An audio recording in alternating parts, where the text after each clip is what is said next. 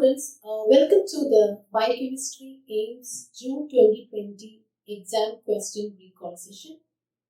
So, we will be discussing about the questions that were asked, and also I will be discussing some sideline topic to these questions, and all these questions I am discussing is based on the standard books, and analyzing the questions, what I understood is that the questions, 60% of the questions were directly asked and it's very simple, but 20% of the question we can guess. It's not very commonly asked question, but we can guess the answer.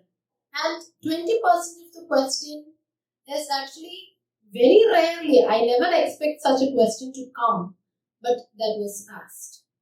So as usual, every exam, the competitive exam, you cannot feel that, you cannot find that 100% of the questions will be simple. If I am also setting a question, I will be putting the same way only.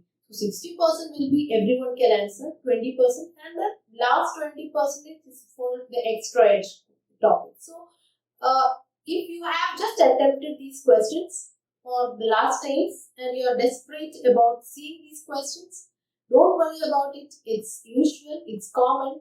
Only thing is that the questions which everyone make correct, you should not make a mistake in those questions. That's the key point when you are studying for any exams. Okay, so simple topics you should never make a mistake. The rest is actually it's not in our hands. Okay, so we will be starting the questions one by one. The first question is the enzyme common to both glycolysis and gluconeogenesis. So the options are PFK, pyruvate kinase, phosphoenol pyruvate carboxykinase, and phosphoglycerate kinase. So the enzymes which is common to both glycolysis and gluconeogenesis means these are the enzymes which is these are the reversible enzymes of the glycolysis will be common to glycolysis as well as gluconeogenesis because they are sharing the enzymes which is the enzymes in the glycolysis is shared between glycolysis and gluconeogenesis. Which all enzymes? All the reversible enzymes. So if you want to answer that question, you should be knowing which are the irreversible enzymes. So if we have 4 options, definitely these 3 options will be the irreversible enzymes of the glycolysis and the key enzymes of gluconeogenesis, right? So if you are able to cut those options, you can straight away answer what is the enzyme which is common to glycolysis and the gluconeogenesis. That's a key point. Okay, so glycolysis we have learned in detail, that is glycolysis, which are the irreversible steps of glycolysis. The irreversible steps of glycolysis are 3 kinases, or what I have taught you in my lectures is that all the 4 kinases are irreversible except one kinase, and that is 1,3-bisphosphoglycerate kinase or simply phosphoglycerate kinase. That itself is enough to answer that question. See, if you see that question, that one point itself is enough to answer that question. All kinases are reversible except one kinase, and that is phosphoglycerate kinase or 1,3-bisphosphoglycerate kinase. So the answer here is phosphoglycerate kinase, option B. Whereas PFK, it is the, so I'll just show you the pathway and I'll describe. So in the glycolysis, the irreversible enzymes are hexokinase, bar glucokinase,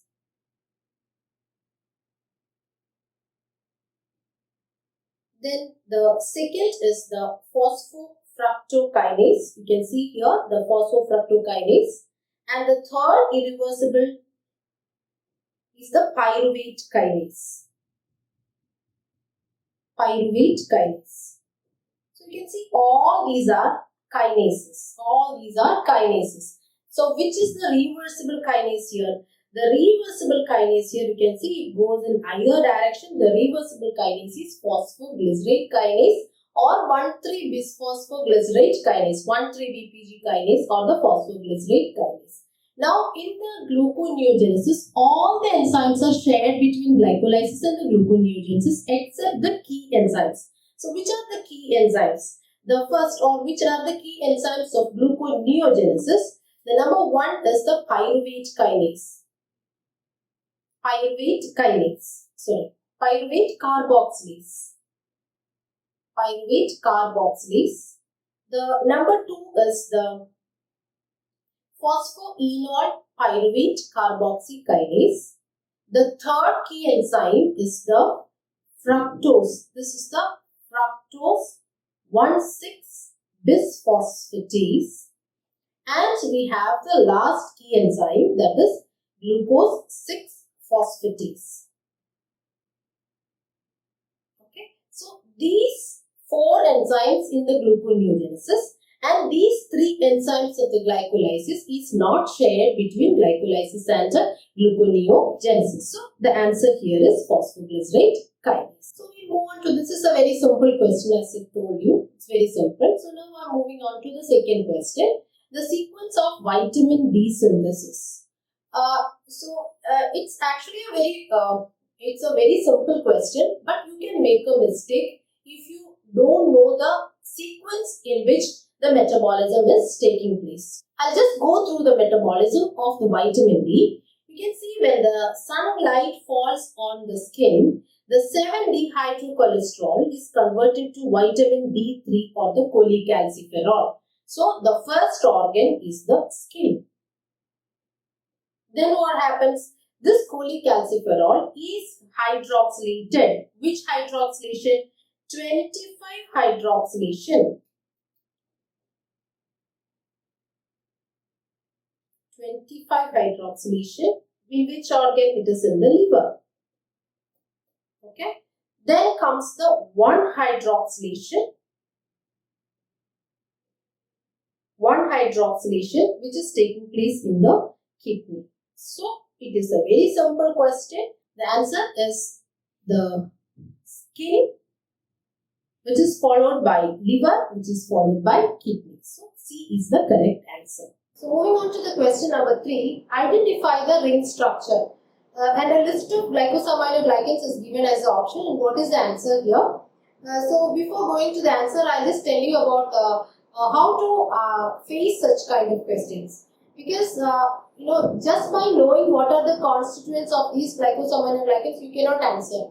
Why? Because you should be knowing the ring structure, then only you can identify what is the constituent in this glycosaminoglycan. So, before answering that question, I will be moving on to a description about how to identify the ring structure when a question like this comes. So, for this, we should be knowing the ring structure of certain carbohydrates. Number one will be the glucose. The glucose is having a pyranose ring. This is the pyranose ring of glucose. And here, this is the first, second, third, fourth, 5, and this 6th carbon atom is outside the ring, that is CH2OH. In the first carbon atom, you can find HOH. Second carbon atom, you can find HOH.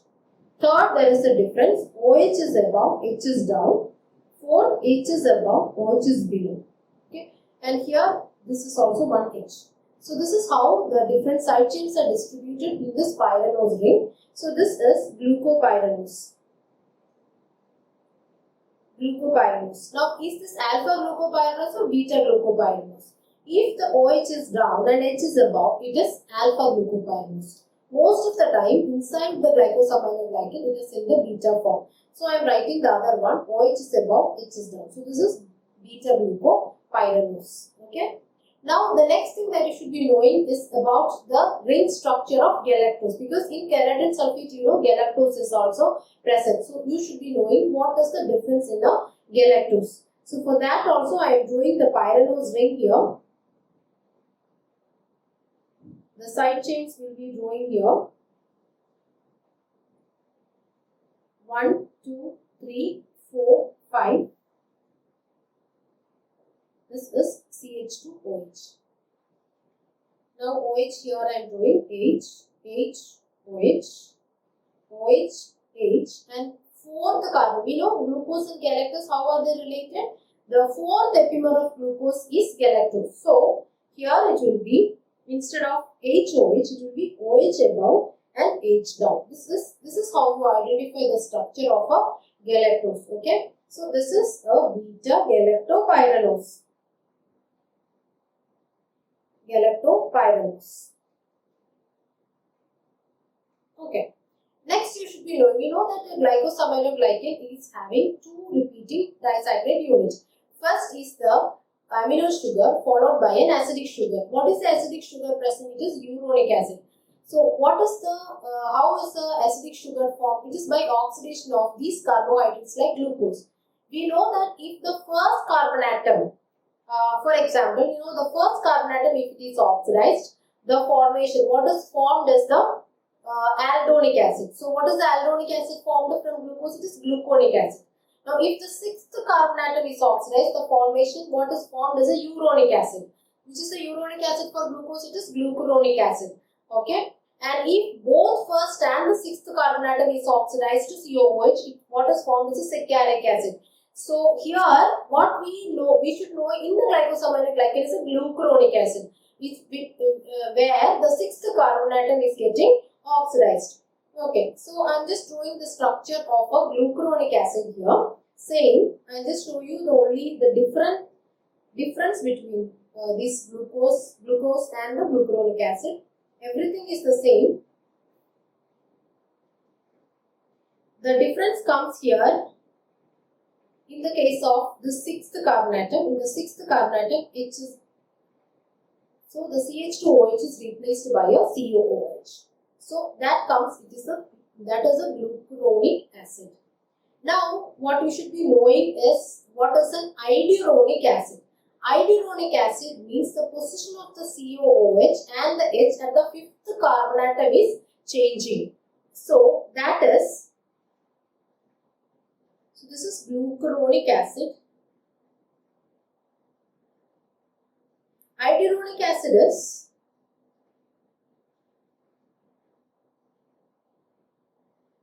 so in idiuronic acid, the COOH is down and H is above. So this is idiuronic acid. Idiuronic acid.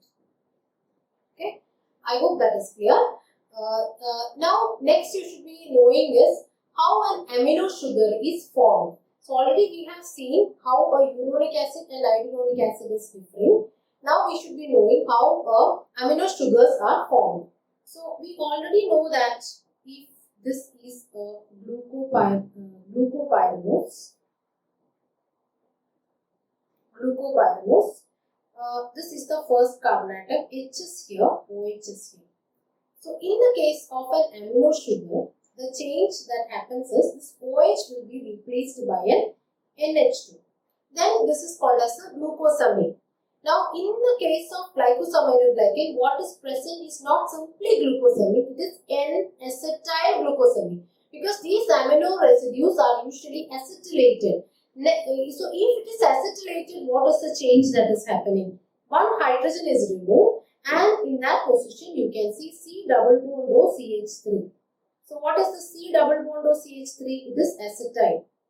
So then this is called as N-acetyl glucosamine. So in the case of galactosamine, what will be the difference? Nothing. Only difference is, this is the fourth carbon atom, H will be here, OH will be here. In the case of galactose, OH will be above, H is below. Apart from that, the first carbon atom, you can see the NH, C double bond O, CH3. Okay. So just concentrate on the fourth carbon atom and the first. So you can find out whether it is N-acetyl glucosamine or N-acetyl galactosamine. Then another derivative usually attached to this glycosaminoglycan will be sulfate group. Almost every glycosaminoglycan is sulfated except one. That exception is the hyaluronic acid. Except hyaluronic acid, every glycosaminoglycan is sulfated. Usually the sulfate groups are attached to these hydroxyl residues. That is, it is attached to these hydroxyl residues. That is one thing that you should note.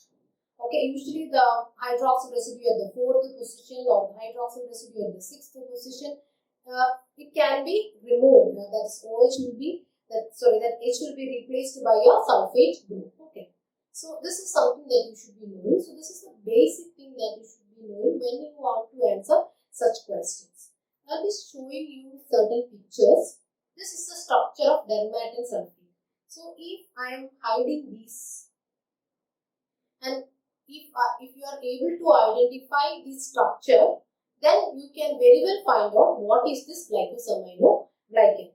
So for example, you can see this is a 6-membered ring, and in the 6th position you can see a COOH group. COOH group present, is it above or below the plane? It is below the plane. So this is idiuronic acid.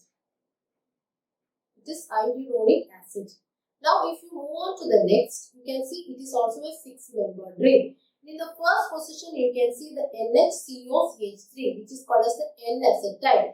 And if you look at the 6th position, is it COOH? No, it is CH2OH, which means it is not a uronic acid. So what is this? And you see this one also you should be knowing. That is see for the 4th position. Why? Because we want to distinguish whether it is glucosamine or galactosamine. You can see that in this, usually I have told you the hydroxyl groups can be attached with the sulfate residue. So you can see this is the sulfate residue being attached to a hydroxyl residue. So which means the OH group was above or below, so that sulfate can be attached above. So if the sulfate is above means the OH is above. So if OH is above means, or if I am redrawing the structure,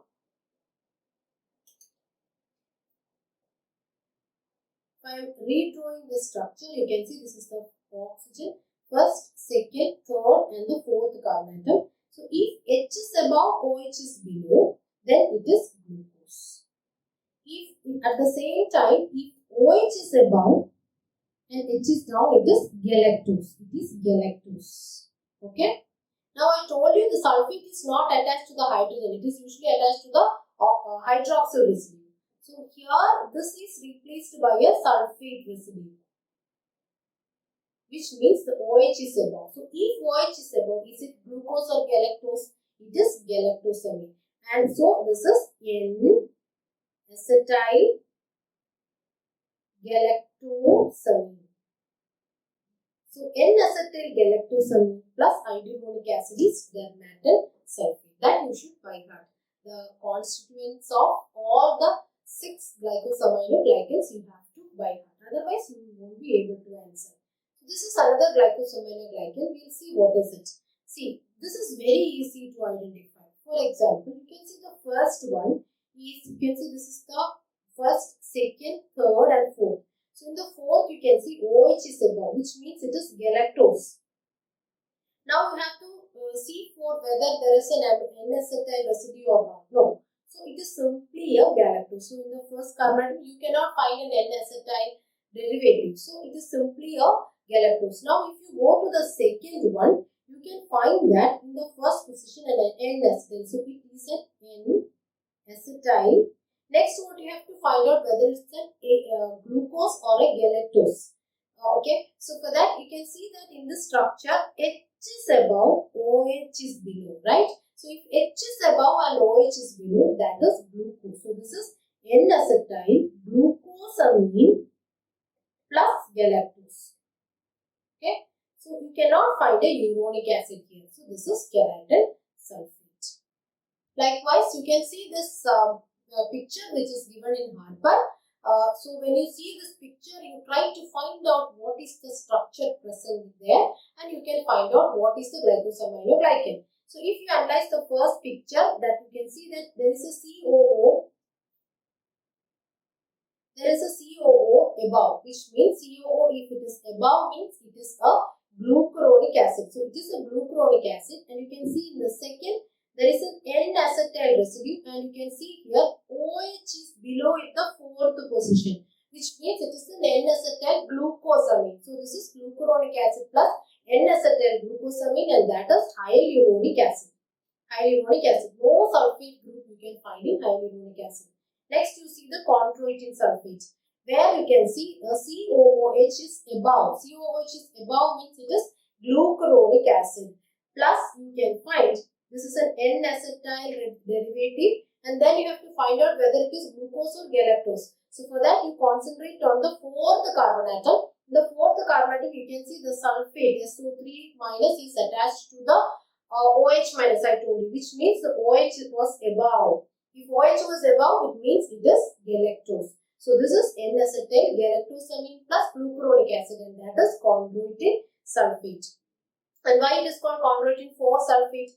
Because the sulfate residue is attached to the fourth carbon atom.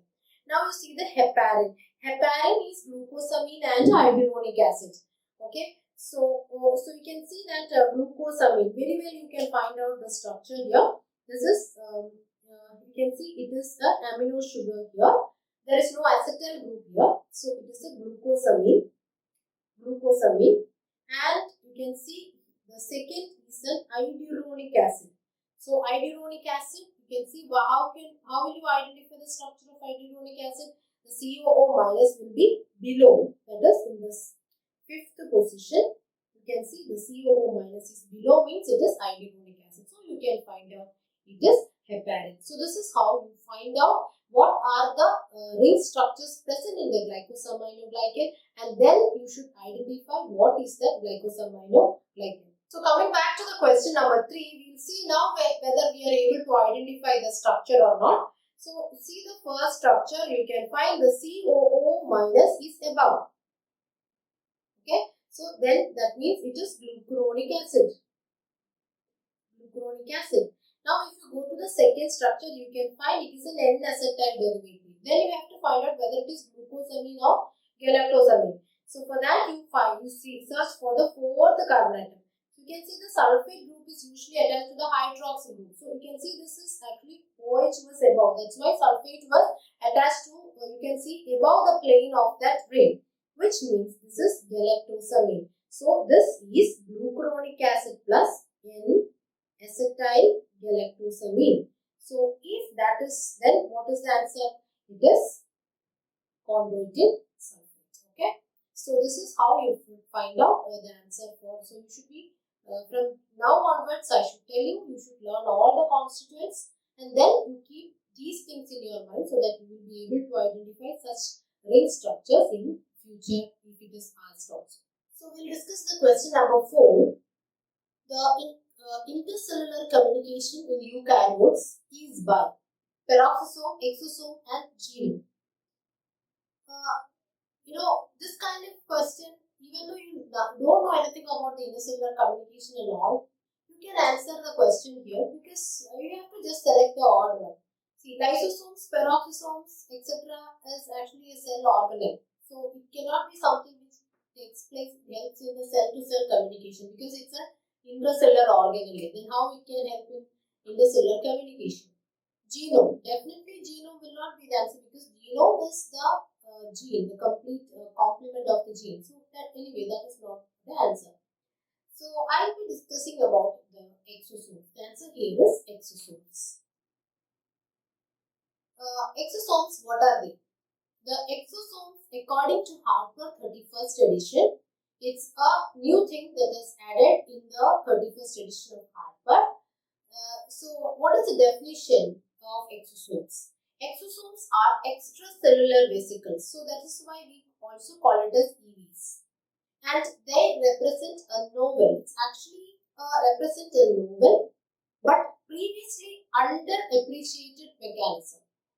Exosomes were known prior, but it was not well appreciated, and its role, apart from being a waste disposal machinery, its role in cell-to-cell communication and other numerous aspects was not researched previously.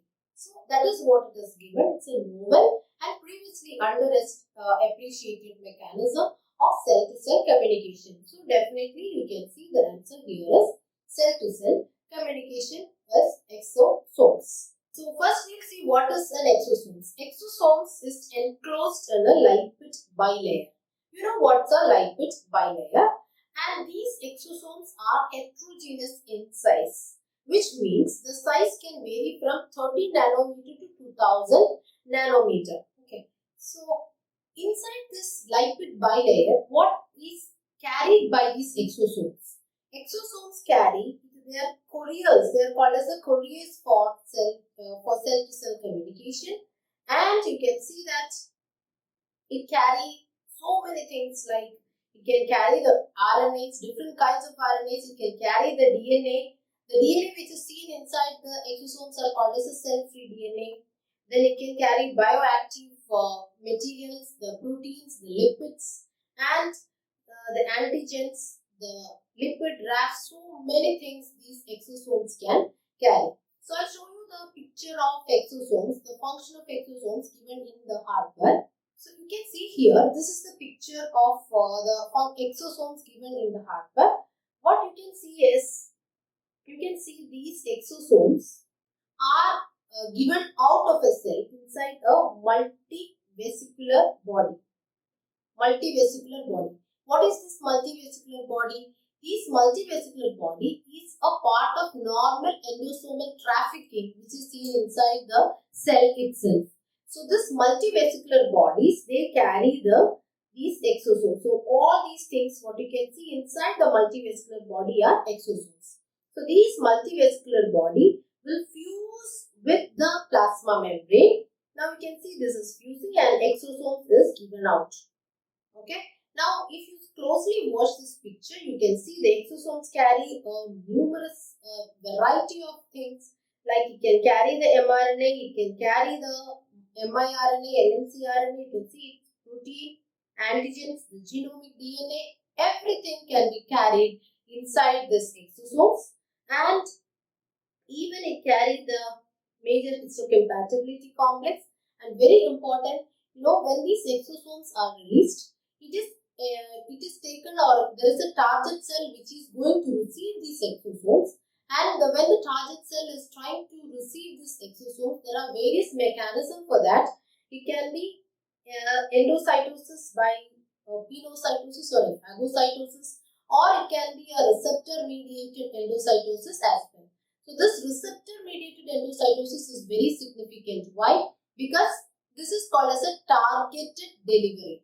So if you know the receptor mediated endocytosis, only if the receptor meets with its ligand, this exosome can be internalized into the target cell. So that is called as a target cell delivery, and numerous applications are there for exosomes. Actually, I have given a separate video on exosomes. If you come to my YouTube channel, you can find a separate video on exosomes. If you are interested, do watch that YouTube video, which I will be linking in the, or which I will be giving in the description box. So here I won't be getting much time to describe everything about exosomes. It has a lot of applications in the diagnosis, in the therapeutics, in the pathogenesis of cancer. So many applications are there. So in a nutshell, what I want to tell is they are important mediators of cell-to-cell communication, and it is very important that it can carry a lot of things inside the lipid bilayer, and all the things which is carried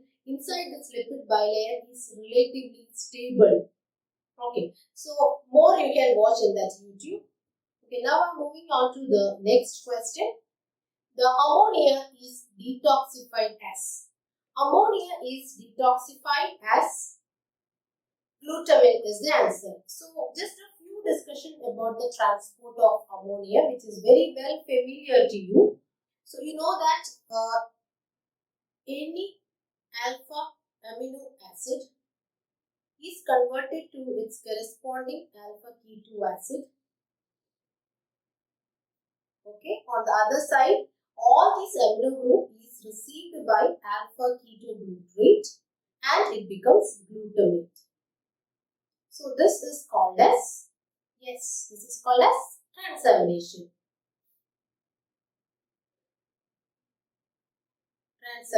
So transamination is the one which is carrying all the toxic amino group of the alpha amino acid. Now there are other sources of ammonium ion as well. So how the body is going to tackle those ammonium ions? So we have the NH4 plus, means the ammonium ions. which is given off by various sources in our body.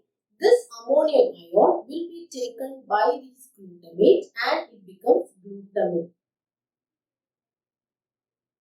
And the enzyme here is called as glutamine synthetase. Glutamine synthetase. Okay. Now we have come to our question. The ammonium ion is transported as glutamine. So this is the transport form of ammonia from most tissues, which includes the brain as well. Now, what is the difference in the case of muscle? In the case of muscle, I don't want to tell you the reactions. In the muscle, the ammonium ion is transported as alanine. Now, what is the fate of this glutamine? This glutamine will reach the liver. So, in the liver, now what happens in the liver? In the liver,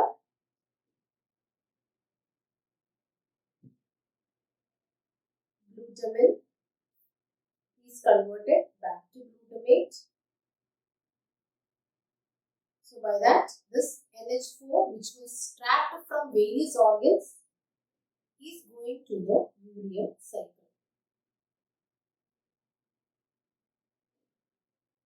This glutamate is again converted to alpha-ketoglutarate. That also liberates one more NH4. This is also going to the urea cycle. This I have already given you in detail in the lecture series, so I don't want to describe many things here. So the transport form of ammonia from most of the organs, including the brain, is the glutamate. Now, transport form of ammonia from the muscle, it is alanine. Now, you should be knowing the name of the enzymes. Glutamine synthetase. Glutamine synthetase is also called as the first line trapping of ammonia.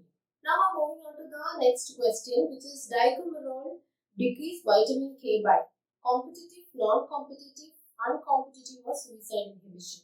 You are all well familiar with it, that is dicumarol or the coumarin, this kind of coumarin derivatives. It is inhibiting an enzyme, vitamin K epoxide reductase.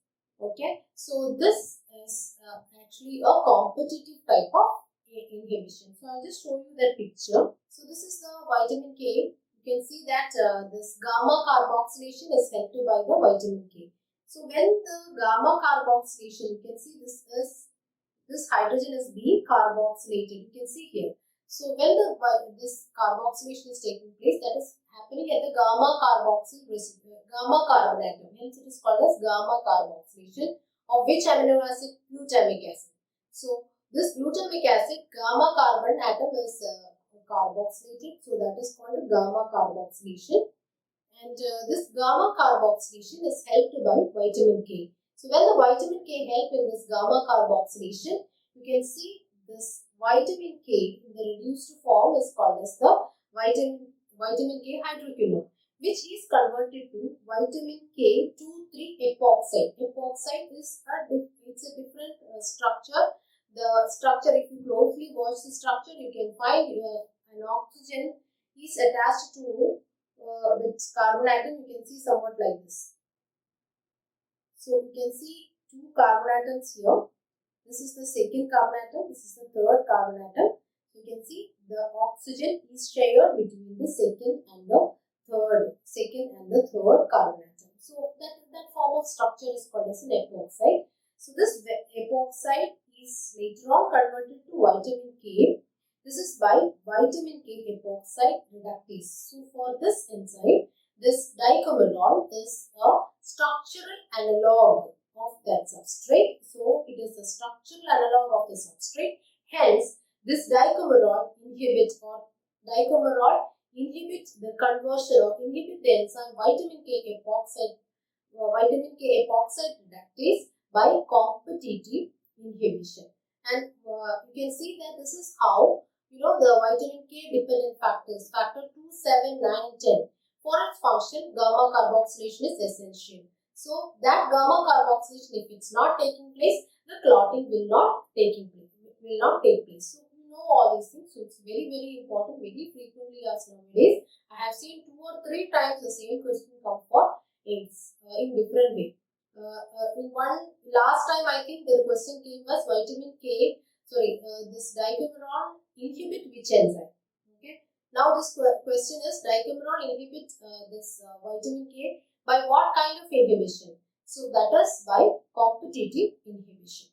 Okay. Now I am moving on to the 7th question. Phototherapy convert bilirubin to.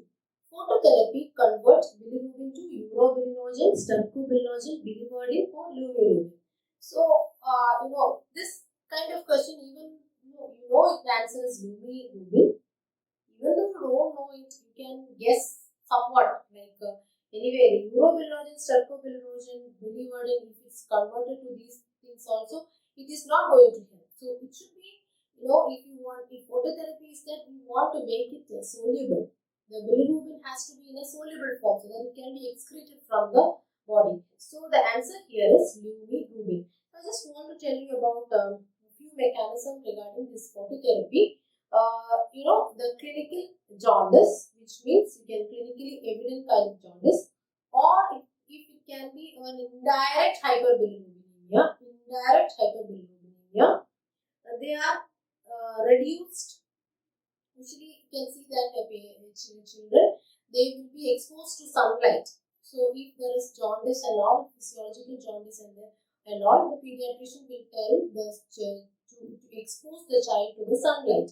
Why? Because the sunlight is having some reduction, that is reduction will take place on exposure to the high intensity of visible spectrum. Why we are using blue color, if you are doing, that is phototherapy, if you are specifically doing, we use the blue spectrum of light. Why we are using the blue spectrum of light? Because this bilirubin is the one which is causing the excess bilirubin accumulation, is causing jaundice, and this bilirubin absorb maximally the blue spectrum of light, 420 to 470 nanometer. That's why we are using blue light. Okay, now what are the reactions that is taking place in the case of phototherapy? The number one is there are basic mechanism of action is a photochemical reaction, that is chemical reaction with the help of light. So the first thing is it's a reversible, all these words are important.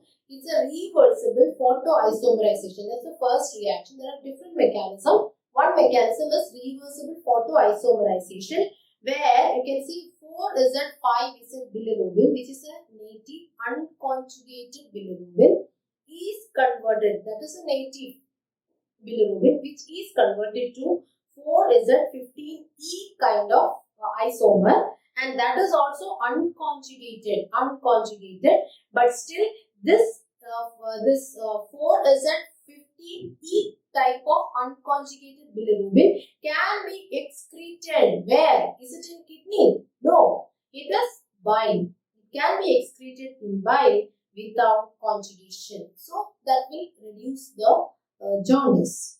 Okay. The second mechanism, first mechanism is a reversible photoisomerization, where a kind which is called 15Z type is converted to 15E type, and E is excretable type, and that is E. From that word letter E also you can remember that E is excretable type, and where is it excreted? It is excretable through bile. Okay, now the irreversible structural isomerization is the second mechanism behind the phototherapy. So there you can see this bilirubin is converted to lumirubin, and this lumirubin is excreted. That is also an unconjugated state. It is excreted through kidneys. Whereas unconjugated bilirubin, we know that it cannot be excreted through the kidneys. Whereas this lumirubin can be excreted through the kidneys. Now, I just want to share an extra edge in this treatment of jaundice. There is a new thing, like a new treatment in the case of jaundice is metalloporphyrins. Metalloporphyrin in the treatment of jaundice, where you can find this SN-mesoporphyrin. SN-mesoporphyrin. What does that SN stand for? SN stands for stannum. What is stannum? It is tin. So, tin, you can see tin. tin or stannum. The stannum mesoporphyrin, it competitively inhibits one of the enzymes that convert the heme to in the heme to bilirubin, and that enzyme is hemoxygenase. Okay, so hemoxygenase enzyme is inhibited, hence we can reduce the amount of bilirubin. So this is a very new treatment in the case of jaundice, and that is called as SN mesoporphyrin, which is a metalloporphyrin. What is the metal in the porphyrin? That is tin. And what is the porphyrin? It is a mesoporphyrin. All the following are related to DNA methylation except. So the options are DNA replication, gene silencing, mismatch repair, chromatin remodeling, bar capping. So if I am analyzing all the options, what I understood is that all the processes given here, there is a role for DNA methylation. But we have to choose the best answer out of it. So if the question is like this, related to, then all are correct, but then we can choose DNA replication as the answer. That's the least probable one. Hence, I am giving DNA replication. I am not saying that in DNA replication, methylation is not involved. There is a role for DNA methylation in DNA replication as well. But if the question is related to DNA methylation, then I will choose A as the answer. But if the question is DNA methylation is involved in all except or taking place in all except, okay, then I will choose mismatch repair as the answer. Why? Because in mismatch repair, DNA replication is not taking place. It is just identification of the parent strand with the methylated adenine residue at the GATC sequence. That is happening in mismatch repair. There is no methylation taking place during mismatch repair. So, if the question is DNA methylation is involved in or taking place, then in mismatch repair, no DNA methylation is taking place. So, you can choose mismatch repair as the answer. Even now, I feel that that question is not related to. That question was involved in or taking place. So, taking place, then mismatch repair cannot be the answer. And moreover, mismatch repair, that the parent strand is methylated at the adenine residue at the GATC sequence, and that is how we are able to identify the parent strand, etc. in the mismatch repair mechanism. That is called methyl directed mismatch repair. But that is taking place only in prokaryotes. In eukaryotes, the exact mechanism is not known, right?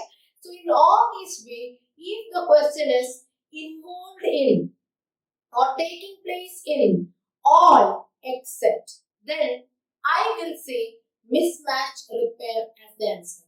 But as the question which I got from most of the students is related to, so if the question is like that, methylation is related to mismatch repair. Even though it is not taking place along with mismatch repair, it is related to. Yes, it is related to, because by methylation only the proteins or the enzymes involved in the mismatch repair mechanism is able to distinguish between the parent strand and the daughter strand. Then I will choose DNA replication as the answer. But again, all these, even DNA replication is not the answer exactly. But so in this kind of question, if you don't know much what was the question, etc., what we can do is that we'll just discuss about all these options and see where this DNA replication, so DNA methylation is taking place in all these processes. So first we'll see the chromatin remodeling. Now chromatin remodeling is a process where the process that is taking place in the chromatin remodeling is, according to Harper, histone modification, DNA methylation, and nucleosome repositioning, remodeling, displacement, everything is taking place as a part of chromatin remodeling. And what are these chromatin remodelers? These chromatin remodelers are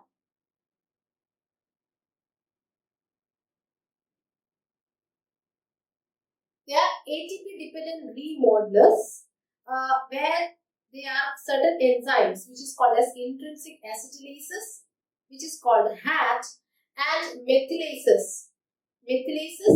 And these methylases are called SET. Okay, so these are the enzymes that is involved in the chromatin remodeling. And here I will just show you a picture of chromatin remodeling. This is not involved in the replication. This is a picture which is which is shown in case of a transcription. So chromatin remodeling, because that was an option. So chromatin remodeling is taking place during transcription. That is, if there is gene activation or induction of transcription, or the transcription if it is activated, then the nucleosomes should be disorganized and these promoter sites should be exposed. So here you can see, I don't know whether this picture is clear to you. This is a picture that is given in the Harper itself. So there you can see these kind of acetylases. So in these chromatin remodeling complexes, the acetylases, methylases are all involved. So chromatin remodeling, definitely there is methylation. But that methylases can be histone methylations as well. It doesn't mean only DNA methylation. You know the difference between DNA and the histone. Histones are the proteins which is attached to the DNA. DNA methylation is the methylation that is taking place in any of these nucleotide residues. Okay, so but methylation is taking place in chromatin remodeling. And we'll see the next option, the gene silencing. So, it is very well clear that the DNA methylation usually taking place at the cytosine residue. So, methylation of the cytosine residue turn off the activities of certain genes. Especially, this is involved as a mechanism for cancer. We have learned it as a mechanism of neoplasia. That we all know DNA methylation is involved in the turning of the activities of the gene. So, gene silencing, definitely DNA methylation is involved.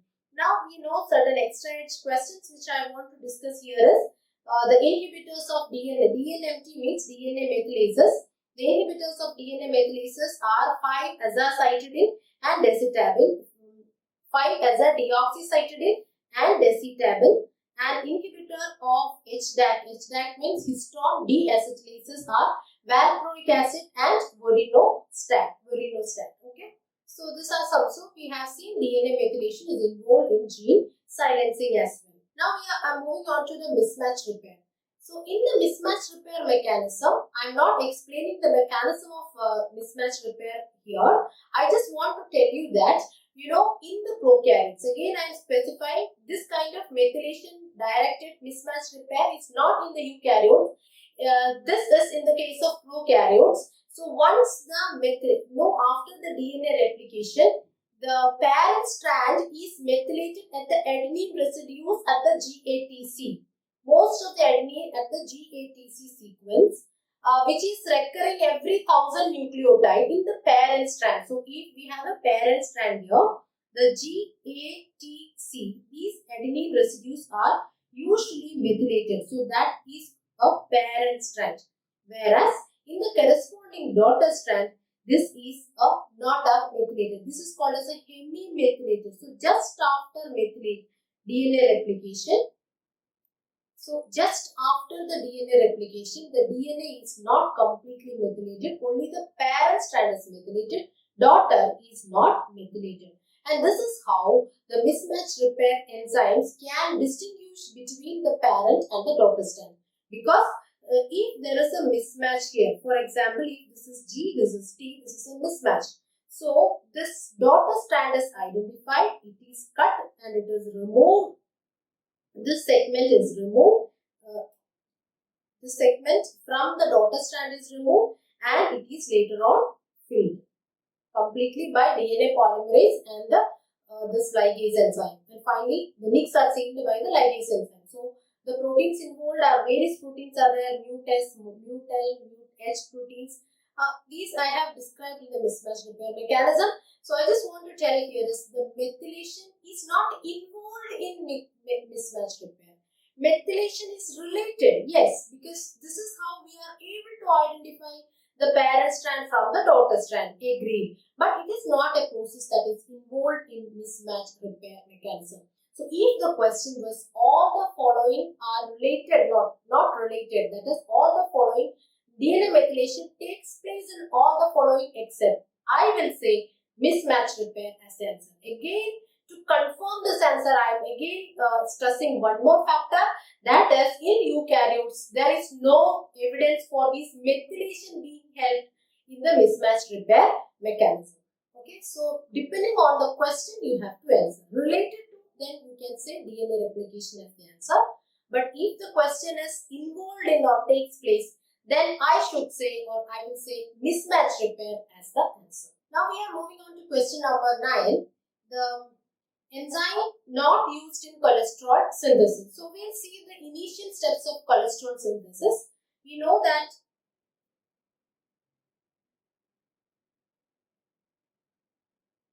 2-acetyl coenzyme plus one more acetyl coenzyme form acetyl coenzyme, which is again added by one more acetyl coenzyme to form HMG coenzyme. This is converted to mevalonate, which will be later on converted to isoprenoid units.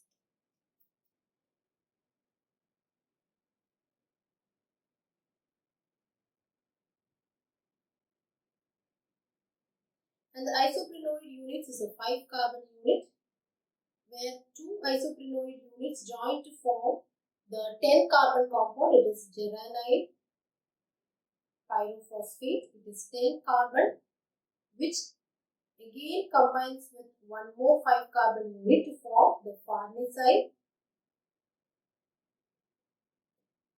This is a 15-carbon compound.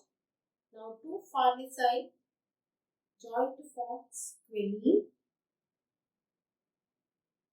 This squalene will later on form menosterol.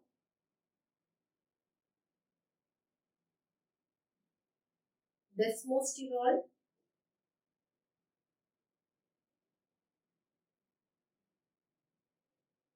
and finally cholesterol. So this is the pathway. You can see this is the very big pathway of cholesterol. You don't have to learn everything, but at least till the mevalonate. Even in the MBBS curriculum, it is given that you should be knowing every steps up to mevalonate. So if I am saying the enzymes up to the mevalonate, the first enzyme is thiolase. So thiolase, which forms the 4-carbon unit. Now this enzyme is HMG coenzyme synthase. Now this HMG coenzyme reductase is the next enzyme.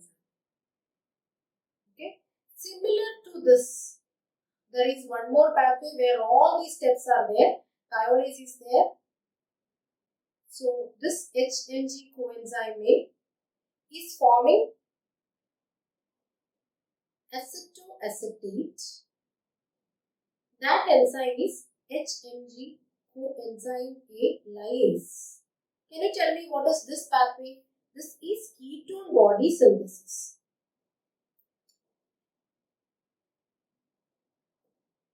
Ketone body synthesis. Okay. Whereas this is cholesterol synthesis. Cholesterol synthesis. Okay. Now you tell me what is the answer. HMG coenzyme A is used. HMG coenzyme A reductase is used. Thiolase is also used. Not lyase. That is going for ketone body synthesis. Hence, that is the answer. Now we move on to the next question. A pure conceptual question. Why glucose is stored as a glycogen form? So even if you don't know, you can guess the answer that it is the compact form. Body can use up to 1 week. No, glycogen will give energy only up to 16 to 18 hours of fasting. After 16 to 18 hours, glycogen is depleted. Multiple reducing it. That was the option where many of the students were confused. It is not multiple reducing it. It it is multiple non-reducing end. Multiple non-reducing end. And I will show you the picture of it later. It can store in various sites. No, it cannot store in various sites. Only two organs are there where glycogen can be stored. One is the liver and the next is the muscle. Okay. So the best answer or the answer here is the compact form. So I'll discuss a few words about this question. Why glucose is stored as glycogen? This is as per Lenin here. One is the glycogen is extensively branched. That is why there is a branch every 8 to 12 residue. That makes it more compact than starch. That's why it's not stored as starch in humans. It is stored as glycogen because it has multiple branches than starch. And hence it is more compact. You know, if it is more branches, more glucose will be there and it is compact. So that is the answer here. Now what about this reducing and the non-reducing end? So I just want to show you a picture. That is, if there is a glycogen, if you have a glucose molecule here and if there are so many other glucose molecule attached to it, if it has one reducing end, the number of non-reducing end will be n plus 1, which means, see, if there are n branches, not number of glucose, if it has one branch, the number of non-reducing ends will be n plus 1. So if it has 100 branches, the number of non-reducing ends will be 101. So n branches are there, the number of non-reducing end is n plus 1. Then what is the peculiarity of this non-reducing end? If the glycogen has a focus here and so many branches here and there, okay, so these ends are all these ends. See, this is glycogen. This will be the all these ends are the non-reducing ends. Non-reducing ends. And the glucose, you know, these are all small glucose which is forming these branches. The glucose is released from these non-reducing ends. So, if there is n branches, the number of non-reducing end is n plus 1. So, the possibility of the glucose being released from multiple ends. That is the very important point regarding. So, it has only one, this center. This is the only reducing point and the rest will be the non-reducing. As the glucose is released from these non-reducing ends, the glucose can, when glycogenolysis is taking place, the glucose can be cut from multiple sites. Again, that is why glucose is stored as glycogen, because it's highly branched. That branching makes more non-reducing ends available for this glycogen phosphorylase to act. So, in this picture, you can see that this end is the one end. You can see this is a branch. See this end point that is marked pink color. These are all non-reducing end. Non-reducing end. Then one more point is there, why glucose is stored as glycogen. Inside the cell, if the glucose is stored as multiple, if there are multiple glucose as, not as a single compact structure called glycogen, if it is stored as glucose, what will happen? If this is the cell, then the molarity, the osmolarity inside the cell will be around 0.4 molar. So, if it is stored as glucose. Whereas, if it is stored as glycogen, this osmolarity inside the cell is only 0.01 micromole. See how much difference is there. What will happen if it is stored as glucose? This osmolar thing will attract water into the cell and the cell will burst, right? So that is why God has made the glycogen which reduces the osmolarity inside the cell several times, so that osmolarity inside the cell When it is stored as glycogen is only 0.01 micromole when it is compared to 0.4 molar, which is if it is stored as glucose. And hence again that's the reason why glucose is stored as glycogen. Okay, so from that option the answer is it's compact. And it's not multiple reducing end, it is multiple non-reducing end. Now I'm moving on to the next question. The question number 11. Which vitamin deficiency causes neonatal seizures?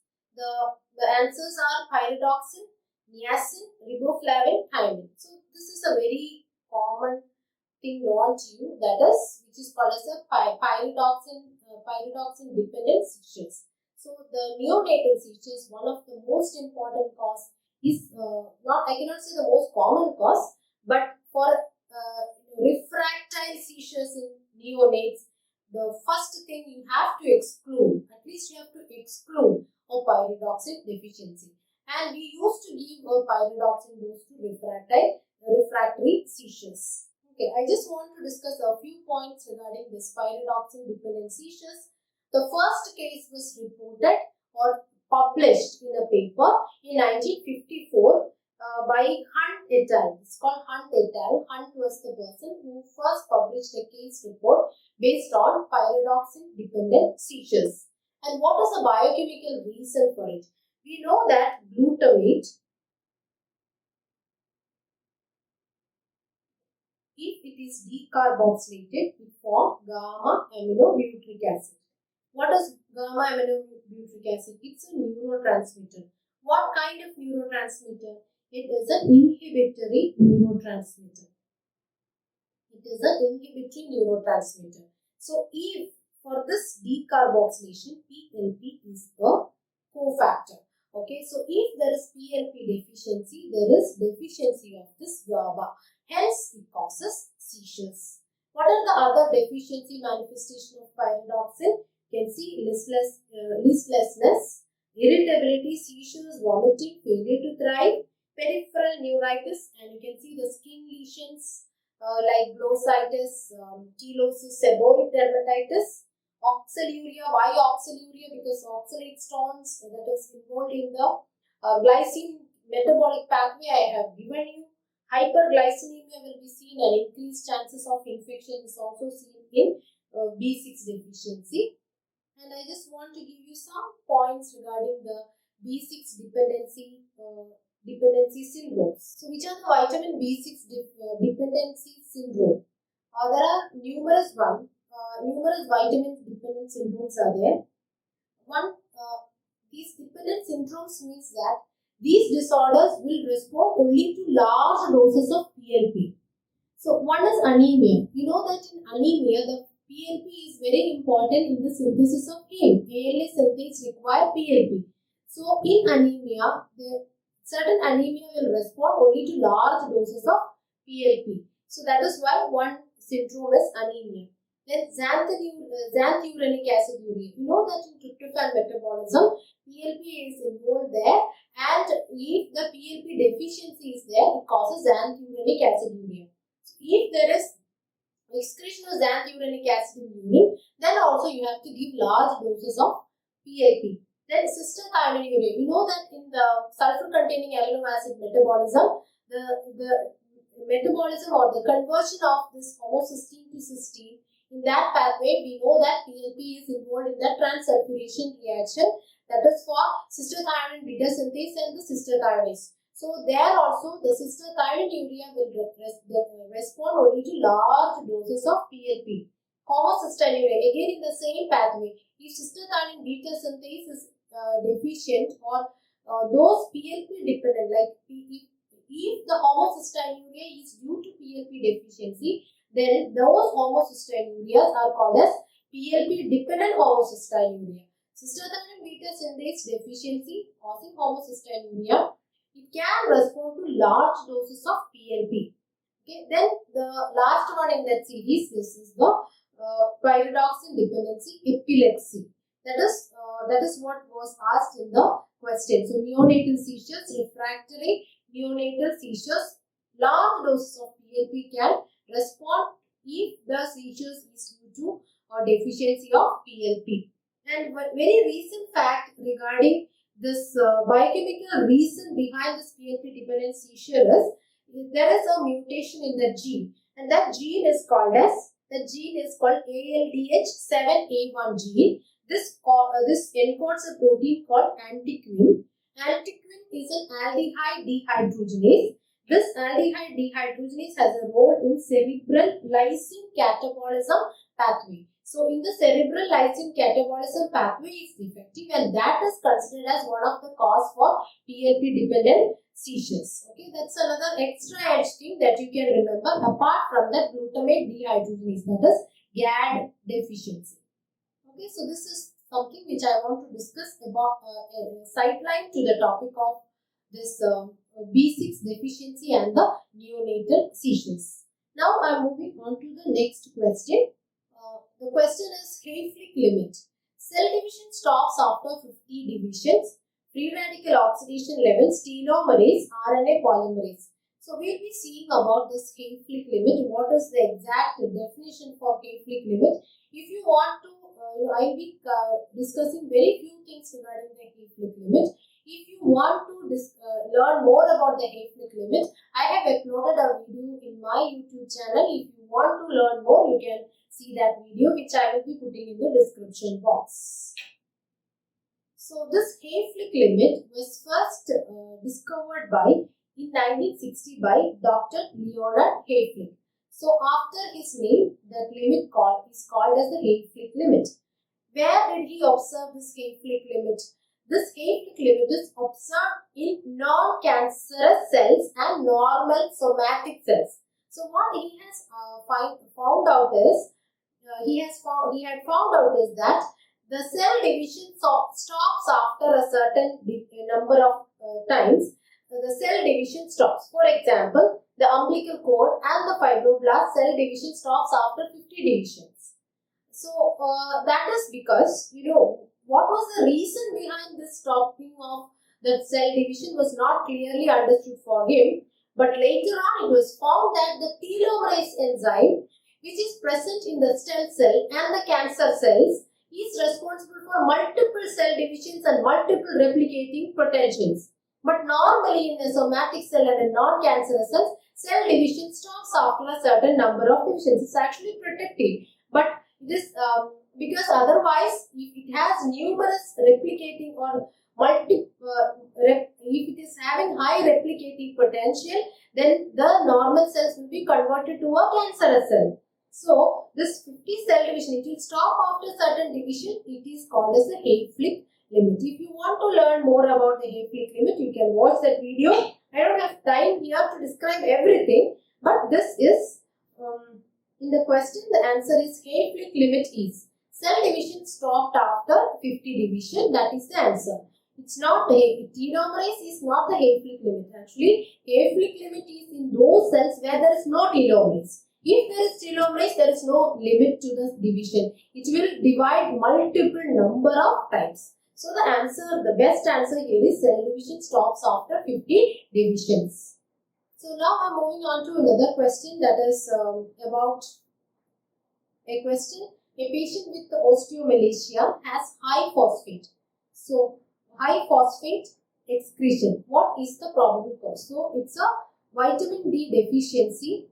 In the case of adult, that was called as the osteomalacia. So vitamin D deficiency in an adult. But this case, there is one more abnormality, that is high phosphate excretion. What is the probable diagnosis? So I don't want to describe more on this topic, which will be described in detail in the pediatrics. So I just want to tell you about familial or hereditary vitamin D dependency disorders. One among that is the X-linked hypophosphatemic rickets. So that case is where there is especially it is mentioned that that person is having high phosphate excretion. So the high phosphate excretion is seen in X-linked hypophosphatemic rickets. Where is the abnormality in the X-linked hypophosphatemic rickets? It is the most common genetic disorder which causes the rickets. And the defective gene here is the FEX gene. What does FEX stands for? FEX stands for phosphate. PH stands for the phosphate regulating gene with the homology to endopeptidase on X chromosome. You know, it's an X-linked dominant disorder. It's an X-linked dominant disorder. The defect is in a gene called the FEX gene. What is the role of the FEX gene?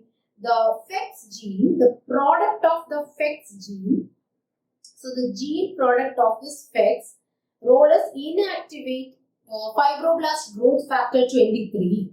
So, inactivate FGF23 means in the absence of this inactivation, there will be excess of FGF23. So, what's the role of FGF23? The FGF23 inhibit phosphate reabsorption in the proximal tubule. So, what will happen? Excess phosphate excretion. Also, it inhibits 1-alpha hydroxylase. What is the role of 1-alpha hydroxylase? It converts 25 hydroxyl cholecalciferol to 125, which is the active form of vitamin D. So, there is a vitamin D deficiency. At the same time, there is phosphate excretion. So, this is X-linked hypophosphatemic rickets, and more about this will be discussed in the pediatrics. So, I don't want to go in details about it. I just want to tell you about where is the gene defect. Which of the following is incorrect in RH incompatibility? So, in RH incompatibility, you know that hemolysis is there. So, what are the investigation findings in a case of hemolytic jaundice? That is the question here. I just want to describe about this table which is given in Harper. So, RH incompatibility, there is hemolysis, which means the jaundice, there is a prehepatic jaundice. So, I'll just tell you about what are the biochemical biochemical parameters that is find abnormal in a case of hemolytic or RH incompatibility. So, I don't know whether this picture is clear to you. So, anyway, I'll be writing it for you. So, the first thing is the serum bilirubin. The serum bilirubin, we know there are two types of serum bilirubin, the direct and the indirect. Direct and the indirect. So, in the case of hemolytic, so there are prehepatic, which is the hemolytic jaundice, then the hepatic, and the third is the post-hepatic. Post-hepatic. So, in the hemolytic jaundice, we know that what is increased is the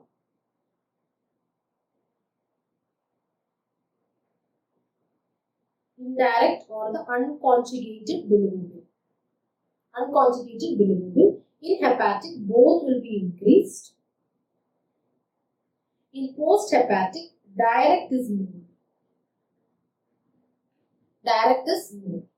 Now, the next one will be the urine findings. Urine urobilinogen and urine bilirubin. So, I will be discussing these two. Urine urobilinogen. You know, in hemolytic jaundice, there is excess bilirubin production, and which is beyond the limit of the liver to conjugate it. So, you can see that there is excess, and apart from that, you can see more bilirubin is produced, more urobilinogen is also produced. Okay, so in hemolytic jaundice, you can see that the urine urobilinogen is increased. In hepatic jaundice, we know that the urine urobilinogen can be decreased or increased, which means in the hepatic, initially if there is in hepatic type of jaundice, both kind of things are there. So initially, if there is no obstruction, urobilinogen will not be decreased. But if there is obstruction, then urobilinogen is decreased.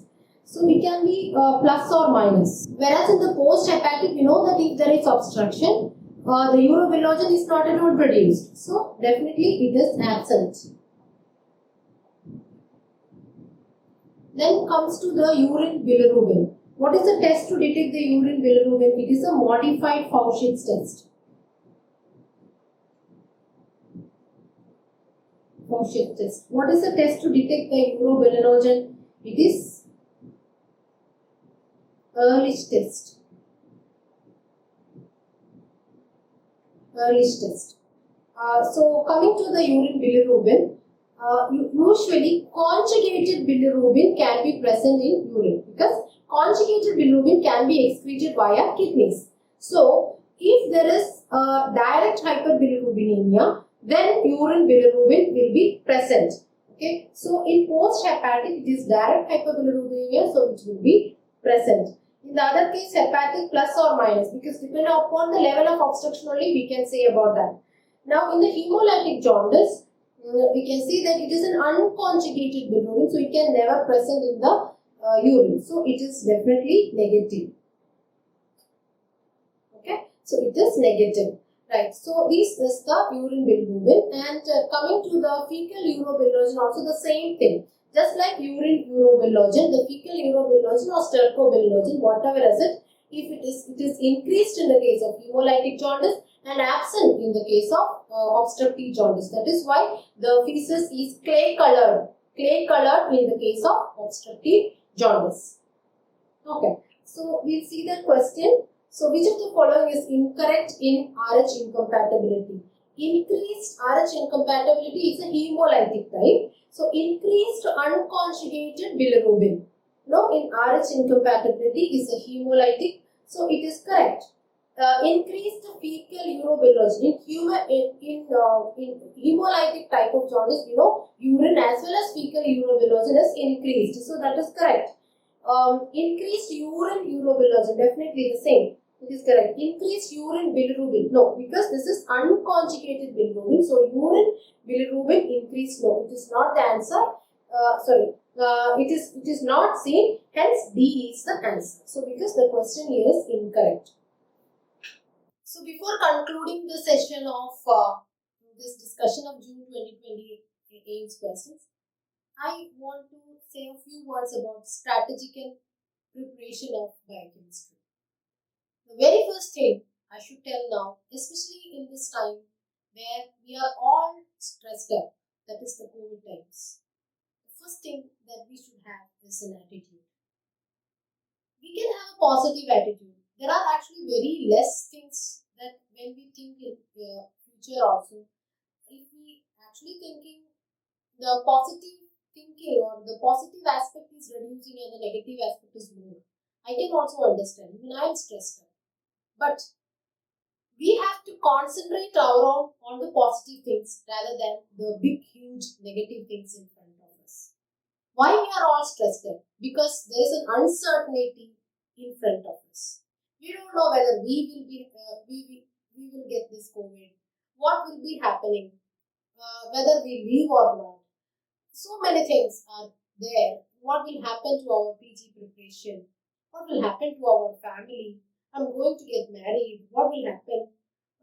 Or I'm just married, or I am pregnant, or my wife is pregnant. She's lactating. What will happen? So many stressful things are there in front of you.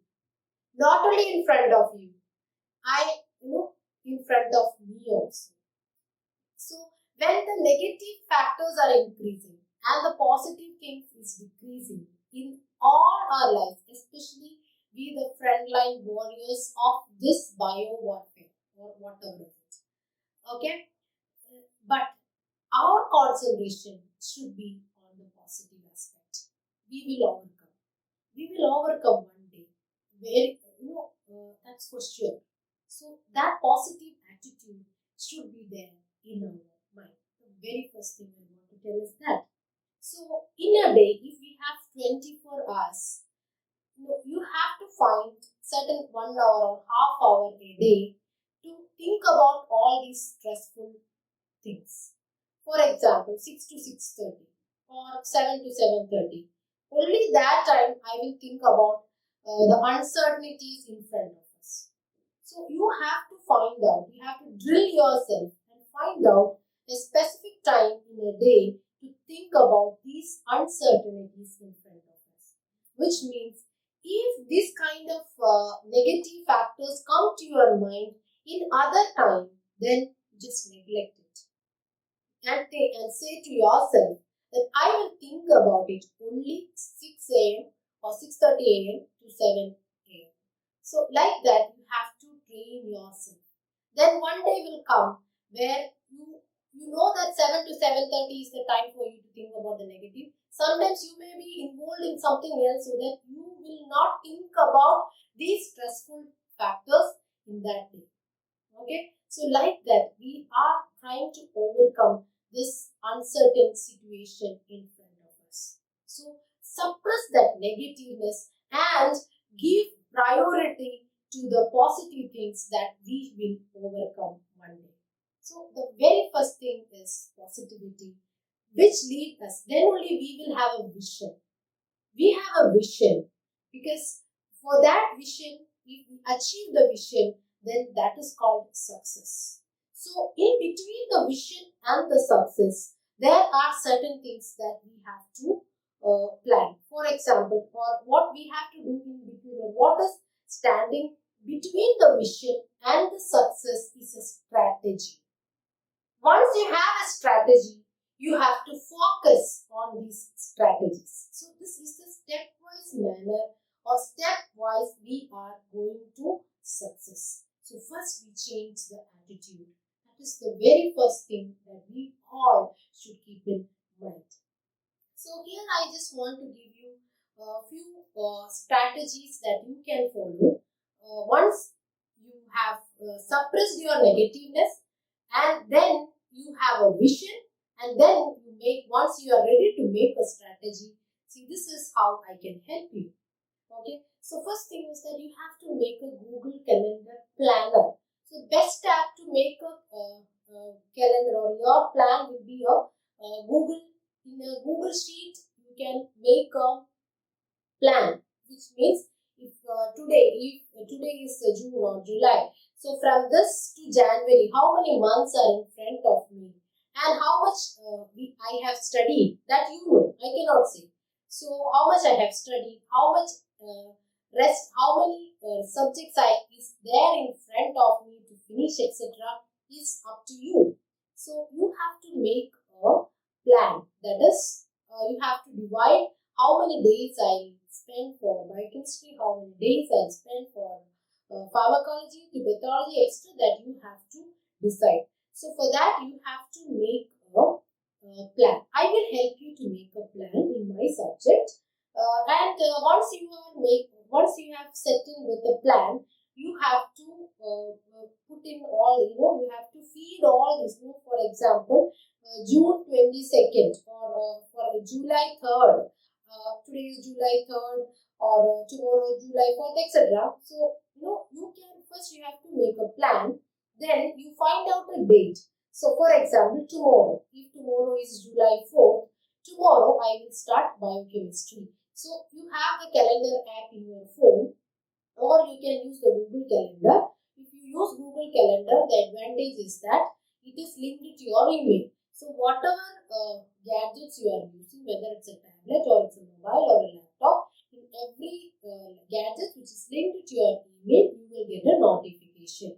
So put the notification on for the Google Calendar, and you have to make a plan. So for making this your plan or the timetable also, you can use the Google Sheet. Advantage of Google Sheet is that it is syncing to your email. So whichever gadgets you are using, you can access the Google Sheet using your mobile. You can use it with your tablet or with your desktop, whatever you are using, you can, because it is all saved in your drive. So make a Google Sheet of your plan.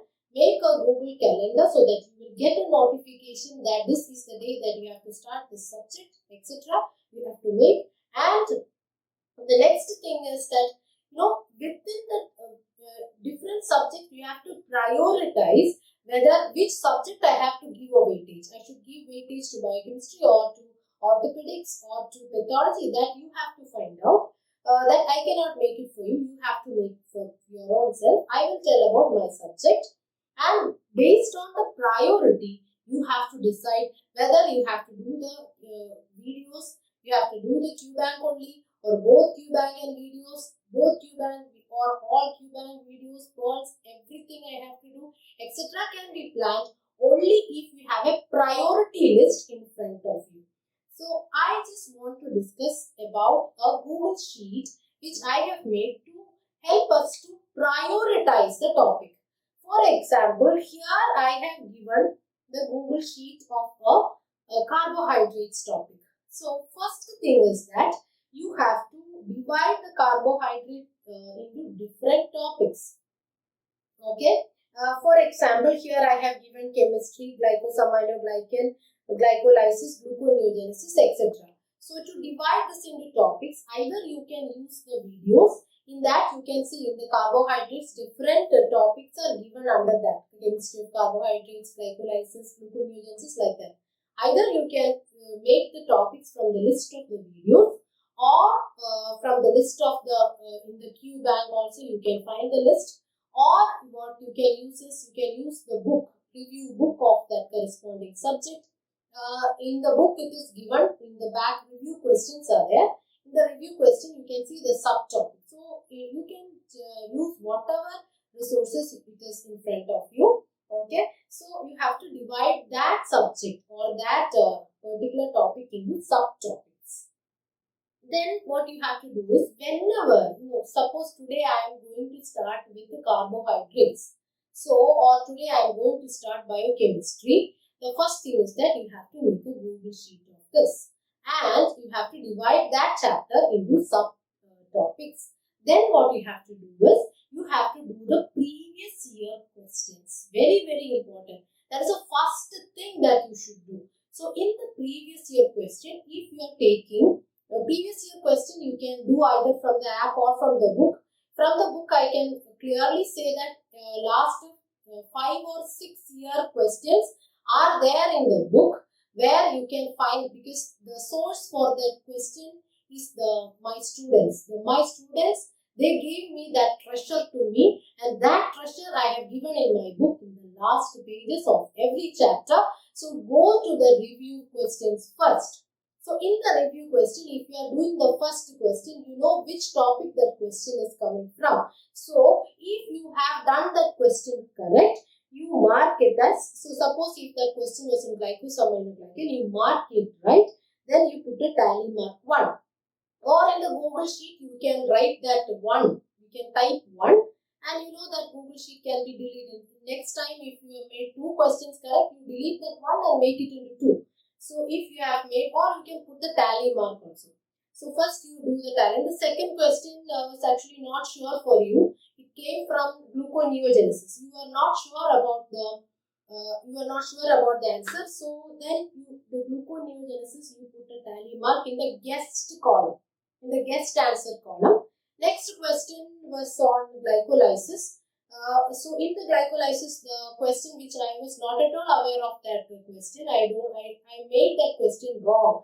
Then I will put in the glycolysis, I will put a tally mark on the wrong answer. So by this, what you are doing is, you are doing your first study, and you are analyzing which all topics are important in every exam. For example, here I have given it into different modules. For example, the first 3 is about, see if the question came from PGI, and if I put, if I am putting this on in this PGI, means that this is the glycolysis guessed answer in gluconeogenesis. If that question came for AIMS, then I will put the tally mark here based on which topic that question came from, whether I made it right, wrong, or it was a guessed answer. So after your review questions are over, your first study of carbohydrate is over.